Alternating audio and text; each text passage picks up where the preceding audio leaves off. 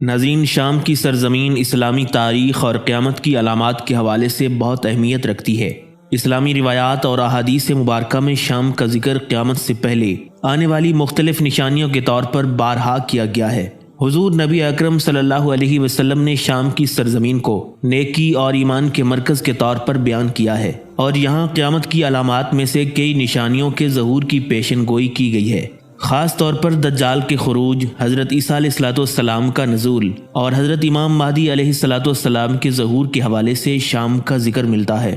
بہت سی روایات میں بتایا گیا ہے کہ حضرت سیدنا عیسیٰ علیہ السلام دمشق کے مشرق میں سفید مینار پر نازل ہوں گے، جو قیامت کی ایک بہت بڑی علامت ہوگی۔ اسی طرح شام میں خانہ جنگی، اختلافات اور فتنوں کی بڑھتی ہوئی شدت بھی قیامت کی نشانیوں میں سے ایک سمجھی جاتی ہے۔ آج کی ویڈیو میں ہم آپ کو بتائیں گے کہ ملک شام اور قیامت کا آپس میں کیا تعلق ہے، قیامت کی وہ کون سی نشانیاں ہیں جو ملک شام میں پوری ہوں گی، حضرت سیدنا عیسیٰ علیہ السلام کا ظہور ملک شام کے کس علاقے میں ہوگا، حضرت سیدنا امام مہدی علیہ السلام سے پہلے شام پر کون سا ظالم بادشاہ حکومت کرے گا، اور قرب قیامت ملک شام میں کون کون سے فتنے ظاہر ہوں گے۔ ناظرین، قرب قیامت میں ملک شام پر ایک ظالم بادشاہ خروج کرے گا جس کا نام سفیانی ہوگا۔ سفیانی کا خروج اسلامی عقائد میں قیامت کی بڑی نشانیوں میں سے ہے، جو حضرت امام مہدی علیہ السلام کے ظہور سے قبل ظاہر ہوگا۔ سفیانی ایک اموی نسل کا شخص ہوگا جو شام میں فتنہ برپا کرے گا۔ سفیانی یزید بن معاویہ کی نسل سے ہوگا اور اس کا نام سفیان ہوگا۔ احادیث کے مطابق وہ ایک ظالم اور خون خوار حکمران ہوگا جو اہل بیت کے پیروکاروں کو ستائے گا۔ اس کی حکومت کا مرکز شام ہوگا، جہاں وہ اپنی حکومت قائم کرے گا۔ سفیانی کا خروج رجب کے مہینے میں ہوگا۔ حضرت امام جعفر صادق علیہ السلام سے منقول ہے کہ سفیانی کا خروج حتمی ہے اور اس کا خروج رجب کے مہینے میں ہوگا۔ اس کے بعد وہ ظالم بادشاہ 9 ماہ تک شام پر حکومت کرے گا اور پھر مدینہ منورہ پر حملہ کرے گا۔ اس حملے کے دوران بیدا نامی مقام پر اس کا لشکر زمین میں دھنس جائے گا۔ سفیانی اہل بیت کے پیروکاروں کے لیے سخت مشکلات کا سبب ہوگا۔ وہ شیعوں کو ستائے گا اور ان کے خلاف ظلم و ستم کرے گا۔ حضرت امام جعفر صادق علیہ السلام سے ایک روایت منقول ہے کہ سفیانی شیعوں کا دشمن ہوگا اور مسجد کوفہ میں اس کی طرف سے منادی ندا کرے گا کہ جو کوئی کسی شیعہ کا سر کاٹ کر لائے گا اسے 1000 درہم انعام دوں گا۔ سفیانی کا فتنہ امام مہدی علیہ السلام کے ظہور سے قبل ظاہر ہوگا۔ اس کے بعد حضرت امام مہدی علیہ السلام ظاہر ہوں گے جو عدل و انصاف قائم کریں گے۔ ناظرین، دجال کا خروج اور ملک شام کا تعلق بھی ایک خاص اہمیت رکھتا ہے۔ قیامت کی بڑی نشانیوں میں سے ایک دجال کا فتنہ ہے، جو احادیث مبارکہ میں مختلف جگہوں پر بیان کیا گیا ہے۔ خصوصاً ملک شام کے ساتھ دجال کا گہرا تعلق ہے، جہاں اس کا ایک اہم حصہ ادا ہوگا۔ دجال ایک عظیم فتنہ ہوگا جو قیامت سے پہلے ظاہر ہوگا۔ اسلامی تعلیمات کے مطابق دجال کا فتنہ اتنا سنگین ہوگا کہ اس سے پہلے دنیا میں کبھی ایسا فتنہ نہیں دیکھا گیا۔ حضرت تمیم داری رضی اللہ تعالیٰ عنہ کی روایت میں آتا ہے کہ حضور نبی علیہ السلام نے فرمایا، آدم علیہ السلام کی تخلیق سے قیامت کے دن تک دجال کا فتنہ سب سے بڑا فتنہ ہوگا۔ دجال کی خصوصیات اور اس کی آمد کا ذکر احادیث مبارکہ میں موجود ہے۔ دجال کا فتنہ جہاں دیگر خطوں میں پھیلایا جائے گا، وہیں اسلامی روایات کے مطابق دجال کا گہرا تعلق ملک شام سے ہے۔ مختلف روایات میں ذکر ہے کہ دجال کے فتنے کا ایک اہم حصہ شام میں بھی ہوگا۔ حضرت ابو ہریرہ رضی اللہ تعالیٰ عنہ سے مروی ہے کہ نبی علیہ السلام نے ارشاد فرمایا، دجال کا خروج خراسان سے ہوگا، جو کہ موجودہ ایران اور افغانستان کا ایک علاقہ ہے۔ اس کے بعد وہ مشرقی علاقوں میں فتنہ پھیلائے گا، جن میں ملک شام کا بھی ذکر آیا ہے۔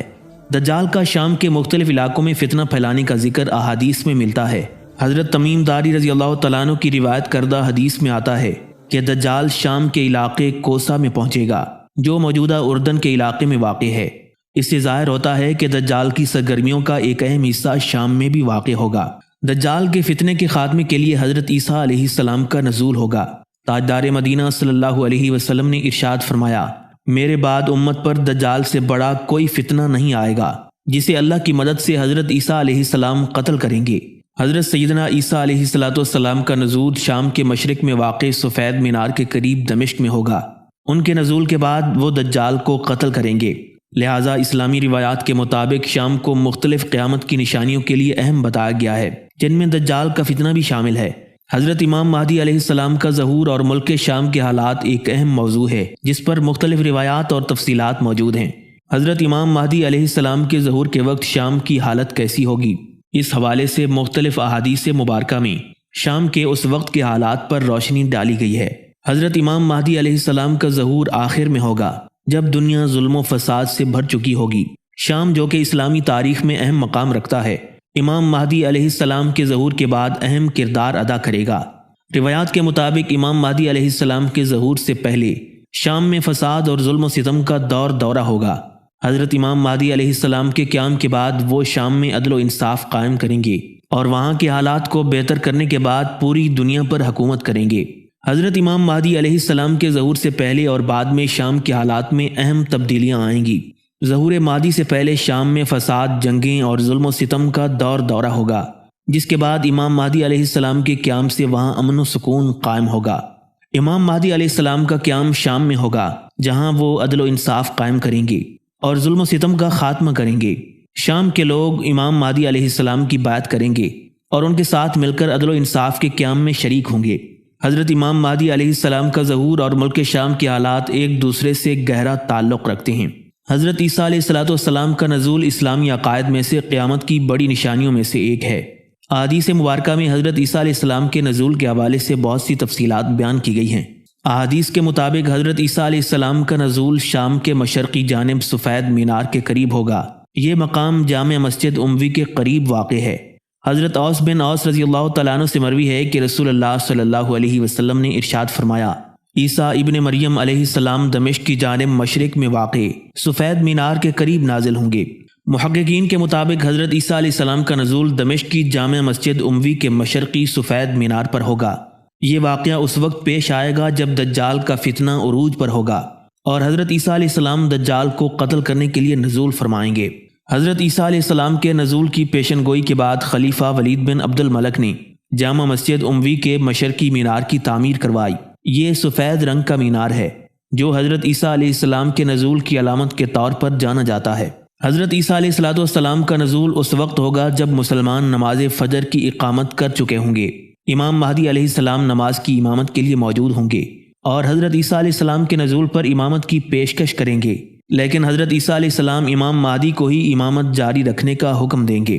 احادیث مبارکہ میں حضرت عیسیٰ علیہ السلام کے حلیہ مبارک کا ذکر بھی ملتا ہے۔ ان کا درمیانہ قد ہوگا، سرخ و سفید رنگت ہوگی، سرخی مائل 2 چادریں زیب تن کیے ہوئے ہوں گے، بالوں سے پانی کے قطرے ٹپک رہے ہوں گے، گویا ابھی غسل فرما کر آئے ہیں۔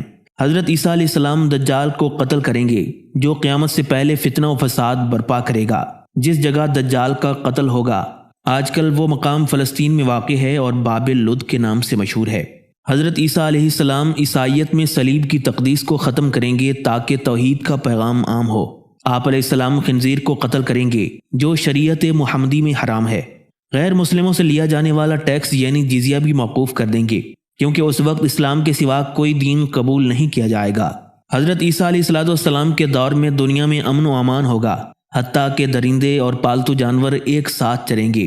حضرت عیسیٰ علیہ السلام زمین پر 40 سال قیام فرمائیں گے، اس دوران شادی کریں گے اور ان کی اولاد بھی ہوگی۔ وفات کے بعد انہیں نبی کریم صلی اللہ علیہ وسلم کے پہلو میں دفن کیا جائے گا۔ حضرت عیسیٰ علیہ السلام کے نزول سے پہلے حضرت امام مہدی علیہ السلام کا ظہور ہوگا۔ وہ مسلمانوں کی قیادت کریں گے اور عدل و انصاف قائم کریں گے۔ امام مہدی علیہ السلام حضرت عیسیٰ علیہ السلام کے نزول کے بعد ان کے ساتھ مل کر دجال کا مقابلہ کریں گے۔ حضرت عیسیٰ علیہ السلام کے زمانے میں یاجوج ماجوج کا خروج بھی ہوگا جو زمین میں فساد برپا کریں گے۔ حضرت عیسیٰ علیہ السلام کی دعا سے اللہ تعالیٰ انہیں ہلاک کر دے گا۔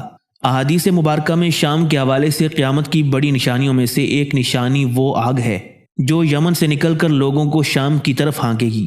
حضرت عبداللہ بن حوالہ رضی اللہ تعالیٰ عنہ سے مروی ہے کہ رسول اللہ صلی اللہ علیہ وسلم نے ارشاد فرمایا، ان قریب تم لشکروں کے مجموعہ بنو گے، ایک لشکر شام میں ہوگا، ایک یمن میں اور ایک لشکر عراق میں ہوگا۔ حضرت عبداللہ بن حوالہ رضی اللہ تعالیٰ عنہ نے عرض کیا، یا رسول اللہ صلی اللہ علیہ وسلم، اگر میں یہ صورتحال پاؤں تو آپ میرے لیے کس لشکر کا انتخاب فرمائیں گے؟ تو حضور نبی علیہ السلام نے ارشاد فرمایا، تم شام کے لشکر کو لازم پکڑنا، کیونکہ وہ اللہ کی سرزمین میں ایک پسندیدہ خطہ ہے اور وہ اپنے بندوں کو اس طرف لائے گا۔ ہاں اگر تم وہاں نہ جا سکو تو یمن کا رخ کرنا اور اس کے حوضوں سے سیراب ہونا۔ اس حدیث مبارکہ سے ظاہر ہوتا ہے کہ قیامت کے قریب یمن سے نکلنے والی آگ لوگوں کو شام کی طرف ہانکے گی، جو قیامت کی ایک بہت بڑی علامت ہے۔ قیامت کی بڑی علامات میں سے ایک دھواں ہے جس کا ذکر قرآن مجید کی سورہ الدخان میں آیا ہے۔ حضرت حذیفہ بن اسید غفاری رضی اللہ تعالیٰ عنہ سے مروی ہے کہ نبی کریم صلی اللہ علیہ وسلم نے ارشاد فرمایا، قیامت اس وقت تک قائم نہیں ہوگی جب تک کہ 10 نشانیاں ظاہر نہ ہو جائیں۔ نمبر 1 دھواں، نمبر 2 دجال کا خروج، نمبر 3 دابۃ الارض کا نکلنا، سورج کا مغرب سے طلوع ہونا، یمن سے آگ کا نکلنا جو لوگوں کو معاشر کی طرف ہانکے گی، اور 3 بڑے خسف یعنی زمین کا دھنسنا شامل ہیں۔ اس حدیث سے ظاہر ہوتا ہے کہ دھواں قیامت کی ایک بڑی علامت ہے جو اس سے پہلے ظاہر ہوگی۔ تفسیر کی مختلف کتابوں میں اس دھوئیں کی خصوصیات بیان کی گئی ہیں۔ حضرت عبداللہ ابن عباس رضی اللہ تعالیٰ عنہ سے مروی ہے کہ یہ دھواں 40 دن تک زمین کو ڈھانپ لے گا۔ مومنوں پر اس کا اثر ہلکا ہوگا جیسے زکام کی حالت، جبکہ کافروں کے لیے یہ سخت عذاب ہوگا۔ اس دھوئیں کا مقصد لوگوں کو قیامت کی یاد دہانی اور توبہ کی دعوت دینا ہوگا۔ اس کے بعد دجال کا ظہور، حضرت عیسیٰ علیہ السلام کا نزول اور یمن سے نکلنے والی آگ جیسی علامات ظاہر ہوں گی جو قیامت کے قریب ہونے کی نشاندہی کریں گی۔ اس طرح دھواں قیامت کی نشانیوں میں سے ہے جو اس سے پہلے ظاہر ہوگی، اور اس کے بعد دیگر علامات کا ظہور ہوگا جو قیامت کے قریب ہونے کی علامت ہیں۔ شام کی سرزمین کو اسلامی تاریخ اور روایات میں خاص اہمیت حاصل ہے۔ یہاں متعدد انبیاء کرام علیہم السلام کی بعثت ہوئی اور یہ خطہ برکتوں سے مالا مال ہے۔ حضرت عیسیٰ علیہ السلام کا نزول بھی شام میں ہوگا جو قیامت کی نشانیوں میں سے ہے۔ اس کے علاوہ شام میں جاری خانہ جنگی اور اس کے نتیجے میں ہونے والی تباہی بھی قیامت کی نشانیوں میں سے ہے۔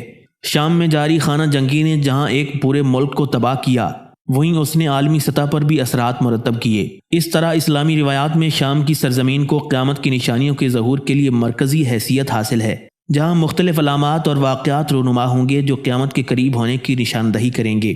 قیامت کی علامات میں سے ایک اہم علامت دابۃ الارض کا خروج ہے۔ دابۃ الارض کا ذکر اسلامی روایات میں مختلف حوالوں سے آیا ہے، اور یہ قیامت کی نشانیوں میں سے ایک ہے جس کا ظہور زمین سے ہوگا۔ دابۃ الارض کا مطلب ہوتا ہے زمین کا جانور یا زمین سے پیدا ہونے والا جانور، جو قیامت کے قریب ہوگا، اور یہ مومنین اور کافروں کی پہچان کے لیے استعمال ہوگا۔ دابۃ الارض کا تذکرہ قرآن و احادیث میں موجود ہے۔ دابۃ الارض کا ذکر قرآن مجید میں بھی ہوا ہے، خاص طور پر سورہ نمل میں اللہ تبارک و تعالیٰ فرماتا ہے، اور جب زمین اپنے بوجھ نکال دے گی۔ اس طرح مختلف احادیث میں بھی اس کا ذکر ملتا ہے۔ حضرت عبداللہ ابن مسعود رضی اللہ تعالیٰ عنہ سے روایت ہے کہ رسول اللہ صلی اللہ علیہ وسلم نے فرمایا، قیامت اس وقت تک قائم نہیں ہوگی جب تک کہ دابۃ الارض کا خروج نہ ہو جائے۔ یہ دابۃ الارض قیامت کے قریب ان لوگوں کو پہچانے گا جو مومن ہیں اور جن کے چہرے مومنین کی پہچان بنیں گے، جبکہ کافروں کو مختلف نشانوں کے ذریعے پہچانا جائے گا۔ دابۃ الارض کا ظہور مکہ مکرمہ میں ہوگا۔ حضرت ابو ذر غفاری رضی اللہ تعالیٰ عنہ سے روایت ہے کہ دابۃ الارض مکہ میں کوہ صفا سے نکلے گا اور حجر اسود کے پاس پہنچے گا۔